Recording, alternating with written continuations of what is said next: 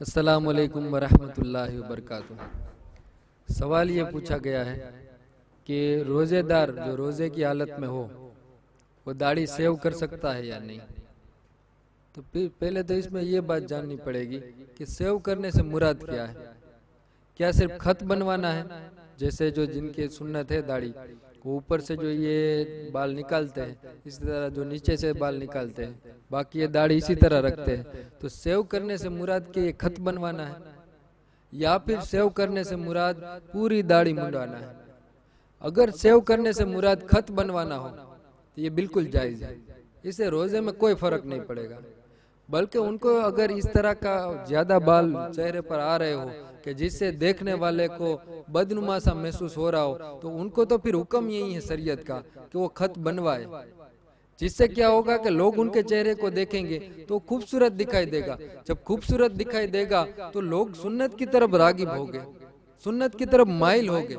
लोग इस तरह ना करें कि इस तरह ज्यादा बाल चेहरे पर आ रहे हो जिससे बदनुमा सा देखने वाले को महसूस हो रहा हो, तो फिर भी अगर वो खत न बनवाए तो फिर लोग सुन्नतों से दूर हो गए कि देखो फुला आदमी ने सुन्नत रखी है, दाढ़ी रखी है, उनका चेहरा कितना बदनुमा सा लग रहा है, तो हम भी सुन्नत नहीं रखेंगे।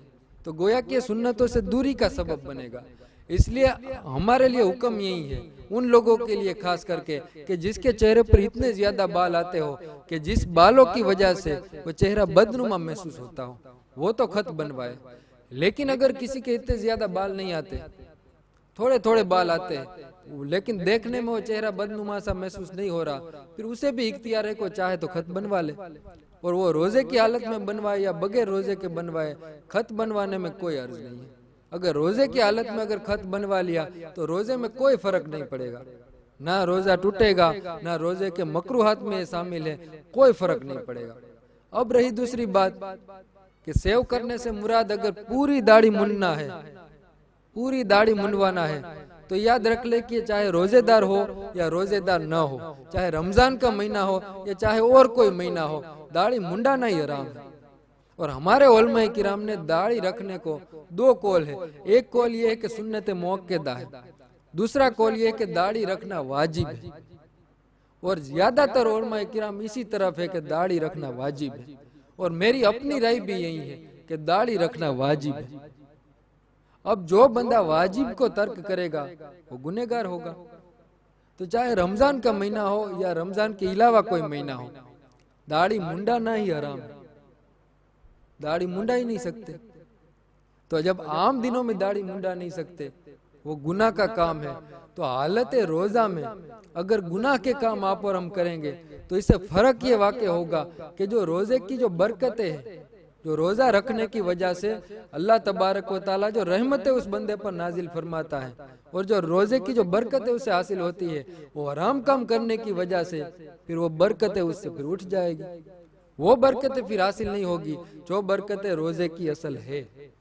इसीलिए रोजे की हालत में दाढ़ी मुंडना तो और भी ज्यादा खतरनाक है आम दिनों से बनिस्बत, क्योंकि ये रोजे की भी रूहानियत को, रोजे की बरकतों को खत्म कर देता है। और ताजुब की बात यह है दाढ़ी के बारे में, ताजुब की बात क्या आज बहुत से लोग ये सुन्नतों से दूर हैं और दाढ़ी रखने को बिल्कुल पसंद नहीं करते। लेकिन कल कयामत के दिन उन लोगों का क्या हाल होगा कि जब कल कयामत के दिन तमाम के तमाम अंबिया किराम दाढ़ी वाले होंगे, तमाम सहाबा किराम दाढ़ी वाले होंगे, तमाम औलिया किराम दाढ़ी वाले होंगे, तमाम नेक मुत्तकी लोग दाढ़ी वाले होंगे। उस दिन फिर ये क्या कहेगा? दुनिया में तो ये कह रहा है कि बस मुझे दाढ़ी पसंद नहीं है। कल कयामत के दिन इतने इतने जलीलुल कद्र हस्तियां दाढ़ी के साथ होगी, उस दिन क्या कहेगा कि मुझे दाढ़ी पसंद नहीं है। इसलिए इस दुनिया में ही दाढ़ी को पसंद कर लिया जाए और दाढ़ी को अपना लिया जाए, हुजूर सल्लल्लाहु अलैहि वसल्लम की सुन्नतों की पैरवी की जाए, ताकि कल कयामत के दिन इसका फायदा हासिल हो।